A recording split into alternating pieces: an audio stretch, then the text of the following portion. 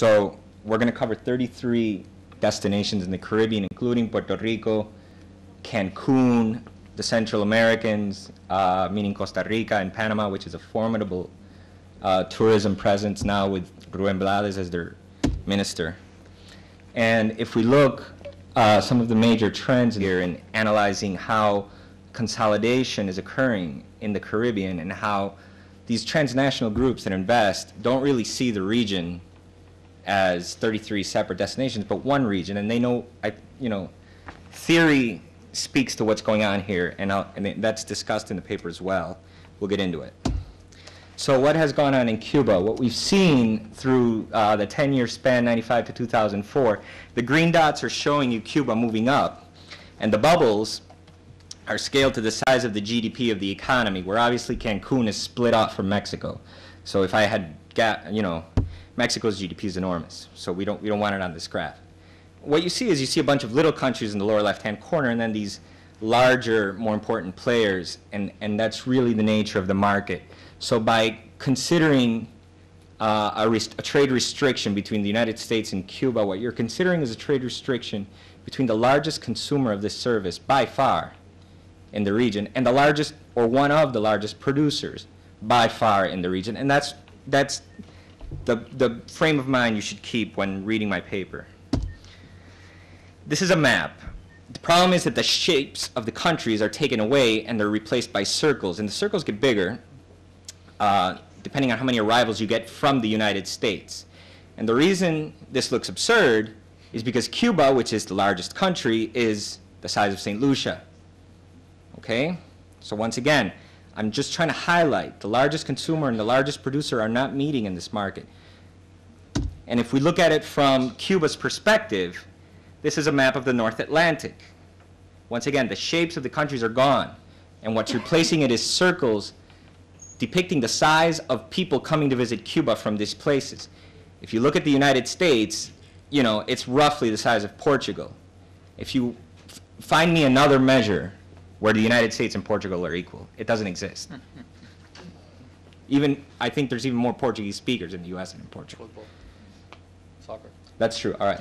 Well, no, but in that case, the US would still be tiny and Portugal would be huge. So, I tried.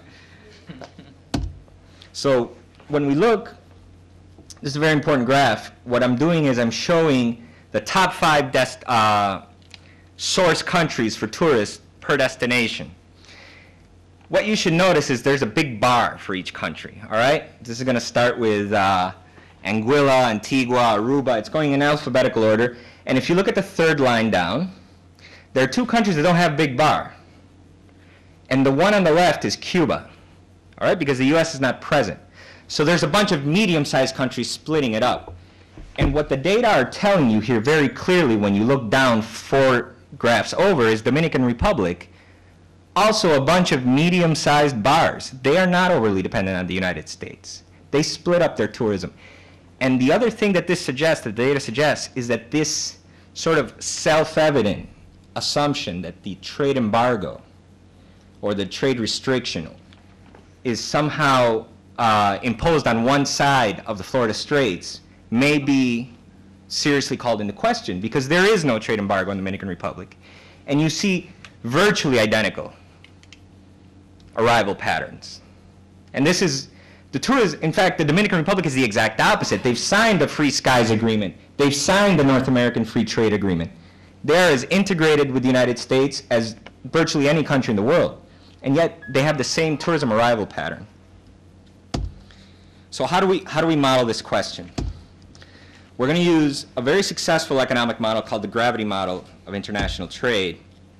And the reason it's particularly useful here is because I'm not going to rely on labor costs in Cuba. I don't want to know the rent for the hotel room. I don't want to know how much it costs to bring in a cinder block. That's just too difficult to predict, because even if you think you know it now, you won't know it the day that these restrictions are lifted, when commerce flows freely, when Florida can supply its building materials, etc. These figures here will get to you. The US is not that big, all right? The US would be the biggest circle there. And it tends to gravitate. The data tends to drive. I think current economic conditions more than anything are showing us that in the end, the fundamental the economic fundamentals do matter when you see prices, oil prices, things like that move up. So how does the gravity model work? First, countries trade depending on their size. So big countries trade with big countries, no matter how far they are from each other. China and the US are large trade partners. They're very big. It's like two solar systems that are being pushed together. In fact, this model is based on the gravity in space, the models of planets. Secondly, little countries trade with big countries around them, the way that the planets revolve around the sun. You're drawn to the United States. Jamaica doesn't receive a lot of tourism from, say, Russia, because it's very far away, and we're going to proxy these costs. Basically, one of the most efficient ways to do it is by distance. And then finally, when you're facing changes, big, abrupt changes, and you feel that you don't know when they're going to happen, but they're going to happen at some point, as the uncertainty is resolved, you begin to smooth the adjustment cost. So if you know, for example, that you're going to face a huge cost tomorrow, you may begin to save for it.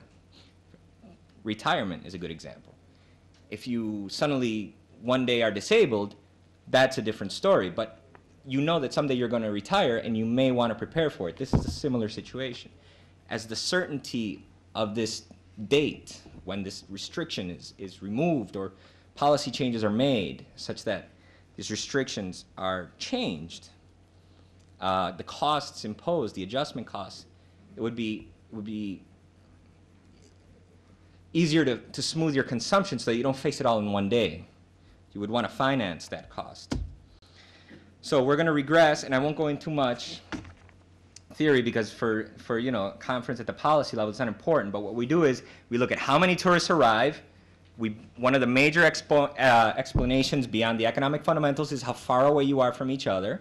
So I'm going to model tourism between Spain and Cuba, depending on the distance. Between Spain and Japan is going to have a different distance. And then I'm going to take a look at other costs, because you can't change distance, but we do want to say what can you change to help you smooth out these costs. Some of the things we're going to look at are free trade agreements, economic fundamentals, how you respond to national disasters, airline access, oil production and oil supplies, oil agreements like Petrocaribe, size, does size matter? Does it help to be big or small? Oligopoly, spillovers, what happened in the past? We have data when Cuba was at full capacity. Who won at that time? Did people divert to other countries? And then finally, we clean up some issues with Puerto Rico, which is an airline passenger hub. It is a cruise ship hub, and it receives a bunch of expatriates. So we control for that, and we also control for very poor countries that really don't meet the tourism threshold.